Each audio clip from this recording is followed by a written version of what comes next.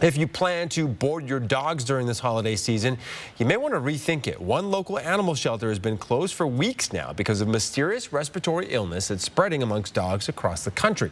Peter Choi, is live at SpokAnimal tonight. And Peter, there are a lot of dogs under quarantine there right now.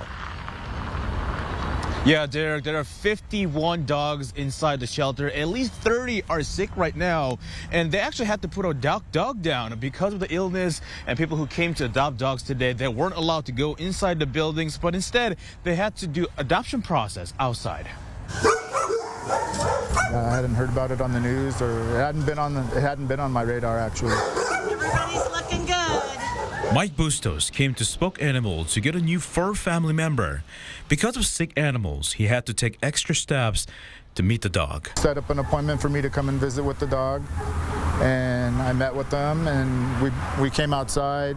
I introduced one of their dogs to my dog. Bustos says he has faith in staff, especially when it's difficult to tell the cause of sickness. I feel pretty confident they have a good vet here. I feel pretty confident that they're keeping the healthy dogs quarantined from the non-healthy dogs.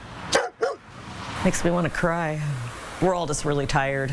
The center's executive director says staff noticed illness for the first time in September. We thought we had a really bad case of kennel cough, so we closed down just to be proactive. But the meds were not cutting the kennel cough, so we're like, okay, what's going on? The director says the center is doing what they can to keep dogs safe. Being extremely careful, so we have our quarantine going on, staff only in and out. We're doing round-the-clock care. We're doing medications, obviously antibiotics. We're not sure if those are even working because no one knows what this is. We are saving the dogs. We're using nebulizers and every possible thing that you can imagine we're doing to take care of the dogs. Bright-eyed, looking all clear.